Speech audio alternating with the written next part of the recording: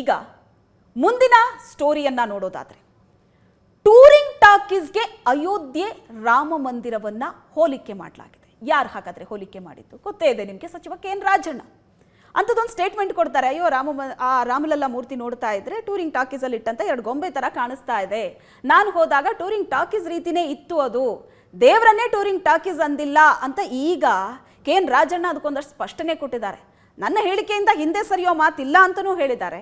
ಜೊತೆಗೆ ಆ ಒಂದು ವಿಚಾರ ಬಹಳ ದೊಡ್ಡದಾಗಿ ಸದ್ದು ಮಾಡ್ತಾ ಇರೋವಾಗ ಒಂದಷ್ಟು ಸ್ಪಷ್ಟನೆ ಕೊಟ್ಟಿದ್ದಾರೆ. ಅವರು ಏನು ಹೇಳಿದ್ದಾರೆ ಹಾಗಾದ್ರೆ ಕೆ ಎನ್ ರಾಜಣ್ಣ, ಬನ್ನಿ ನೋಡೋಣ. ಈಗೆಲ್ಲ ಶ್ರೀರಾಮನ ದೇವಸ್ಥಾನ ಕಟ್ಟಿಸ್ತಾರಲ್ಲ, ಅಲ್ಲಿ ಶ್ರೀರಾಮನ ದೇವಸ್ಥಾನ ಇನ್ನೊಂದು 5-6 ತಿಂಗಳು ಕಳೆದು ಏನೇನು ಬರ್ತವೆ ಏನೇನು ಅಂತ ಹೇಳಿದೆ.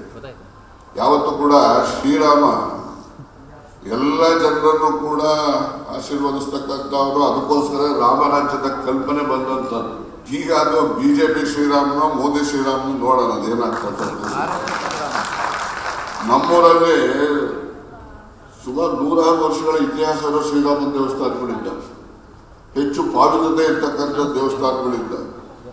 ಈಗ ಅವ್ರು ಬಿಟ್ಬಿಟ್ಟು ಇವರು ಎಲೆಕ್ಷನ್ಗೋಸ್ಕರ ಒಂದು ದೇವಸ್ಥಾನ ಕಟ್ಬಿಟ್ಟು ಇದು ಮಾಡ್ತಾರೆ, ಅದು ಇದು ಅಂತ ಹೇಳೋದು ನಿಜವಾದಂತಹ ಇದು ಜನರಿಗೆ ಮಾಡ್ತಕ್ಕಂಥ ಮೋಸದ ಕೆಲಸ ಅಂತ ತಿಳ್ಬೋದು. ಅವ್ರು ರಾಮ ಭಕ್ತರು. ನಾನು ಹೋಗಿದ್ದೆ ಬಾಬರಿ ಮಸೀದಿ ಬೀಳಿಸಿದಾಗ, ಇವ್ರು ಶ್ರೀರಾಮನ್ ಇದ್ದಾಗ ನಾನು ಹೋಗಿದ್ದೆ ಅಯೋಧ್ಯೆಗೆ. ಒಂದು ಟೆಂಟಲ್ಲಿ 2 ಗೊಂಬೆ ತಗೊಂಡೋಗಿ ಇಟ್ಬಿಟ್ಟು ಶ್ರೀರಾಮನ ಇವನೇ ಅಂತ ಹೇಳೋರು.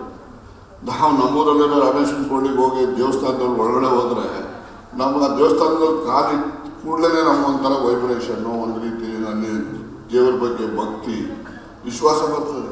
ಅಲ್ಲವತ್ತು ನಾನು ಹೋಗಿದ್ನಲ್ಲ, ಏನು ಅನ್ನಿಸ್ಲೇ ಇಲ್ಲ ನನಗೆ. ಯಾವುದೋ ಟೂರಿಂಗ್ ಪ್ಯಾಕೇಜಲ್ಲಿ ಏನೋ ತಂದಿಟ್ಟಾಗಿ ಇದು ಇಟ್ಬಿಟ್ಟಾರೆ ಗೊಬ್ಬರ ಅವತ್ತು. ನಮ್ಮ ನಂಬಿಕೆ ಅದರಲ್ಲೇ ಎಲ್ಲರೂ ಬೇಕಾದ್ರೆ ಏನಪ್ಪ ಇವರು ಸಗಣಿ ಪೂಜೆ ಮಾಡ್ತಾರೆ ಅಂತ ಅಂದ್ಬಿಟ್ರೆ ನಮ್ಮ ನಂಬಿಕೆ ಏನಿದೆಯೋ ಆ ಥರ.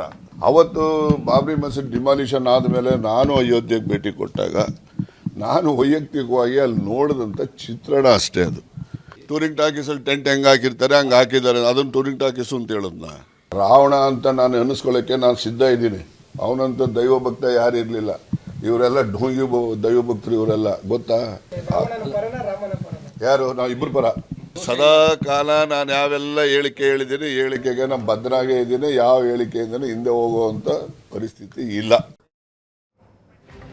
ರಾಜಕೀಯ ಪಕ್ಷ ರಾಜಕಾರಣಿಗಳ ಹೇಳಿಕೆ ಒಂದು ಕಡೆ ಆದರೆ, ಮತ್ತೊಂದು ಕಡೆ ಕೋಟ್ಯಾಂತರ ರಾಮ ಭಕ್ತರ ಭಾವನೆ ಮತ್ತೊಂದು ಕಡೆ.